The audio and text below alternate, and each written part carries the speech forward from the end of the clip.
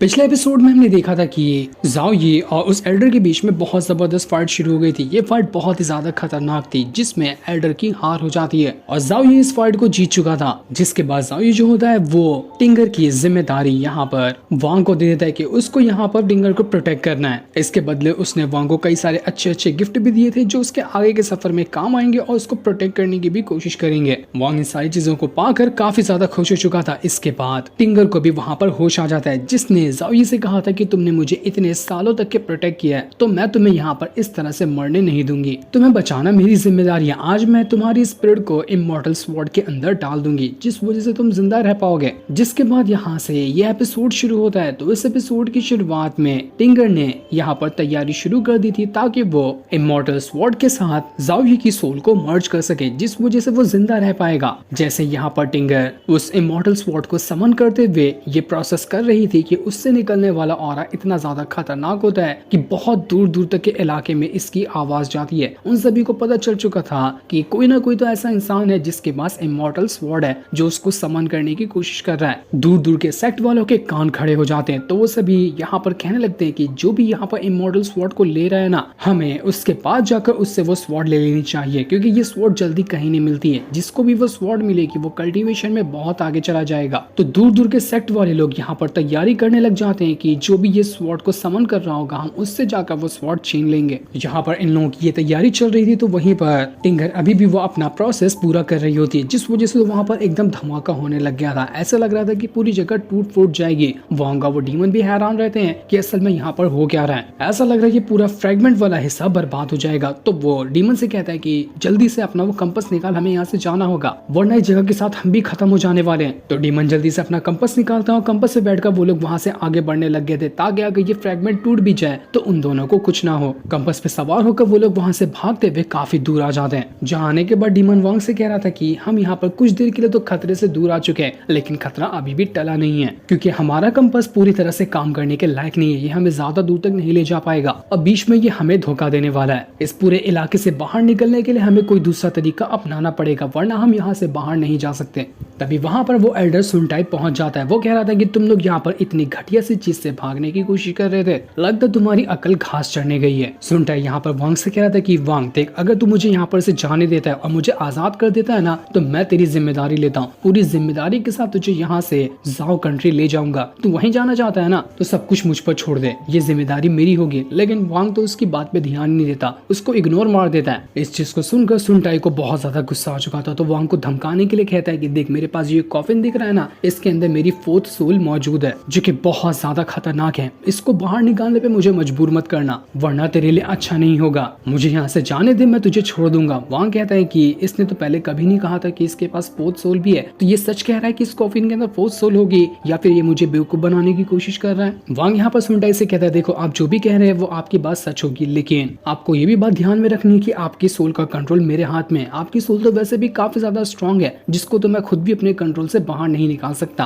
तो आप ये ख्याल अपने दिमाग से निकाल दो कि मैं आपको आजाद कर दूंगा, ये चीज मुझसे नहीं होने वाली। जिस चीज को सुनकर सुनटाई वहां पर वांग से कहता है कि बहुत तेरे अंडर एटीट्यूड है, तू जिगरा वाला भी बहुत है, तभी तो तुझे यहाँ पर जाओये ने चुना है टिंगर की जिम्मेदारी देने के लिए। उसको भरोसा था कि तू कभी भी यहाँ पर मुझे ऐसा तो जाने नहीं देगा, तो तू यहाँ पर मरेगा, मैं तुझे मार कर यहाँ से भाग जाऊंगा। इसके बाद वो वांग के ऊपर अटैक करने की कोशिश करता है लेकिन जैसे ही वांग ने यहाँ पर वो अपना पगोड़ा बाहर निकाला था उसके अंदर जाओये के आर्टिस्टिक कंसेप्शन की पावर होती है जिस वजह से सुनटाई की हालत खराब हो चुकी थी। वो यहाँ पर एक हल्का सा भी अटैक वांग के ऊपर कर ही नहीं पाता जबकि वो वांग से पावरफुल था, लेकिन उसी पगोड़ा की वजह से उसका एक अटैक भी वांग तक पहुंच ही नहीं पाया। वांग कहता है अब तो तुम्हें पता चल गया होगा कि यहाँ पर मुझे ना बिला मतलब के परेशान करने का कोई तुम्हारा मतलब ही नहीं है। तुम कुछ भी क्यों ना कर लो, मैं तुम्हें आजाद नहीं करने वाला। तुम्हारी जिंदगी और तुम्हारी सोल की चाबी मेरे हाथों में, जब चाहो जैसे घुमाऊं मैं तुम्हें वैसे नाचना पड़ेगा। वो उससे कहता है कि मुझे ना तेरे बारे में काफी अच्छी चीजें पता है, तो तेरे पास कोई फोर्थ सोल तो होगी नहीं। हो सकता है कि तेरे पास जो कॉफिन है उसके अंदर किसी और चीज की सोल को तूने कैद करके रखा हुआ है और मुझसे ऐसा कह रहा है कि इसके अंदर तेरी खुद की सोल मौजूद है। लेकिन अगर यहाँ पर तेरी फोर्थ सोल भी उसके अंदर होना तब भी मुझे कोई फर्क नहीं पड़ता क्योंकि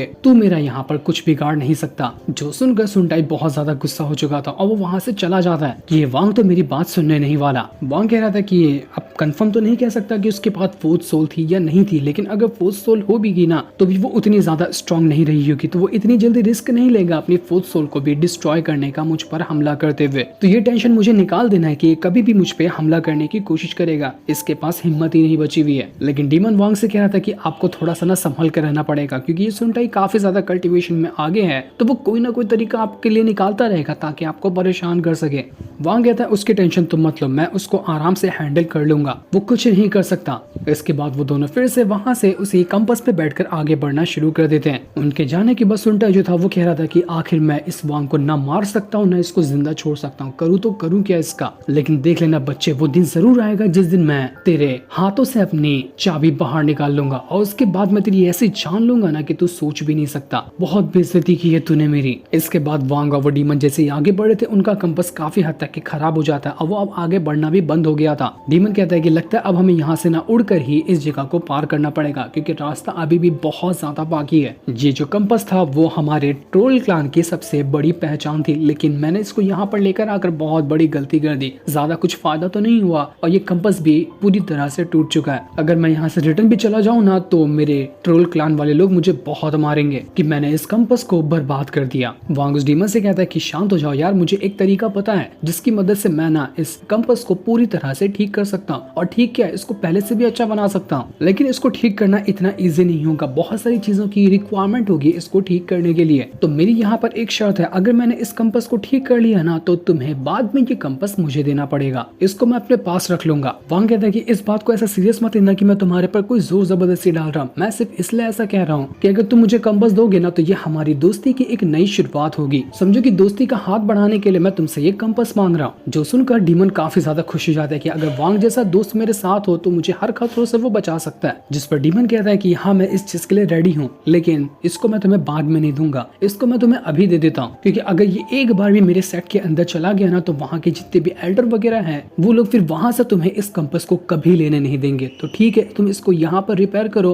और अभी के टाइम से ये तुम्हारा हो जाएगा। इसके बाद वो जो डीमन होता है उस कंपास की जो सोल पावर रहती है उसको बाहर निकाल देता है, जिसके अंदर अब वांग अपनी सोल पावर को डालेगा। तो इस हिसाब से कंपास जो होगा वो आगे से वांग की बातों को मानने वाला है, जहाँ वो जाने कहेगा कंपास वहीं पर जाएगा। तो वांग भी अपनी पावर को उस कंपास की सोल के अंदर डाल देता है और फिर डीमन से कहता है कि जरा तुम आसपास की जगह पर निगरानी रखना तब तक कि मैं ये कंपास ठीक करने की कोशिश करता हूँ। तो डीमन यहाँ पर एक प्रोटेक्शन शील्ड बना देता है और वांग यहाँ पर उस कंपास को ठीक करने लग गया था। उसने जो रास्ते में आते हुए एक ट्रेजर हासिल किया था ना, जिसकी मदद से उसने कहा था कि कंपास को ठीक किया जा सकता है, तो वही ट्रेजर का इस्तेमाल करते हुए वांग यहाँ पर उस कंपास को रिपेयर करने की कोशिश में लग जाता है। ये प्रोसेस इतना ज्यादा इजी नहीं होगा, वांग की भी काफी ज्यादा पावर इस चीज में खर्च होने वाली है। तभी वांग ने कहा था कि इसको ठीक करने की कीमत काफी ज्यादा होती है। वांग अपनी पावर और उस ट्रेजर की पावर को मिलाकर इस कंपास को ठीक करने की कोशिश कर रहा था, जिस वजह से धीरे धीरे करते हुए वो कंपास ठीक होने भी लग जाता है। कंपास के जितने भी टूटे हुए हिस्से थे वो यहाँ पर करते हुए जुड़ रहे थे ताकि कंपास को पहले जैसा बना सके और वो पहले जैसा ही तेज हो जाएगा।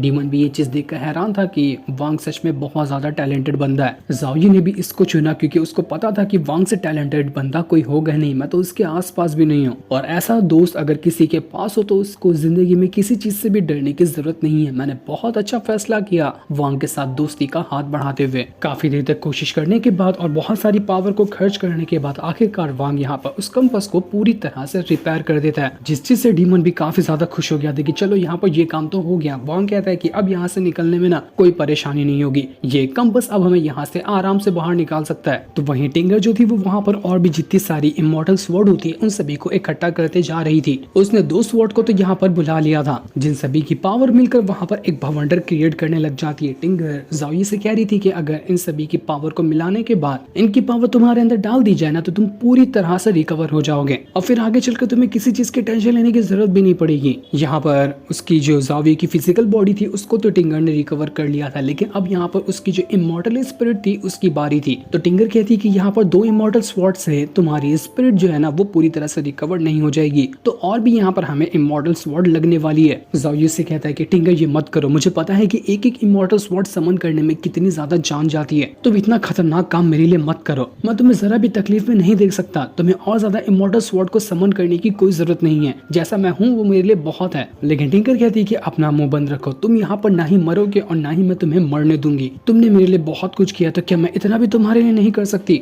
इसलिए मुझे डिस्टर्ब मत करो और बस यहाँ पर जो मैं करती हूँ उसको चुपचाप खड़े होकर देखते रहो। और वैसे भी तुम मुझे कब से टिंगर टिंगर कहते हो, लेकिन मेरा नाम टिंगर तो है ही नहीं। ये सुनकर ज़ाओ को यहाँ पर बुरा लग जाता है क्योंकि टिंगर नाम उसने ही उस लड़की को प्यार से दिया था, जबकि उस लड़की का नाम कुछ और है। ज़ाओ कहता है कि हाँ मुझे सब याद आ गया कि मैंने ये नाम तुम्हें दिया था, तुम तो कुछ और ही हो, तुम्हारी आइडेंटिटी भी कुछ और ही थी। पर ज़ाओ को यहाँ पर उदास देखकर टिंगर कहती है कि तुमने जो भी मुझे नाम दिया है ना वो नाम बहुत अच्छा है, मुझे मेरे नाम से ज्यादा ये टिंगर नाम मुझे बहुत पसंद आता है। जो सुनकर ज़ाओ का तो दिल यहाँ पर गार्डन गार्डन हो जाता है। वो एकदम ज्यादा खुश हो चुका था कि अरे वाह मजा ही आ गया, मेरा नाम टिंगर को बहुत ज्यादा पसंद है। जिसके बाद टिंगर कहती है कि अब शांत हो जाओ, अब यहाँ पर एक और अगली वाली स्वॉर्ड आ रही है तो कुछ भी यहाँ पर गलती मत करना। जिसके इतना कहते ही ये एपिसोड यहीं पर एंड हो जाता है। थैंक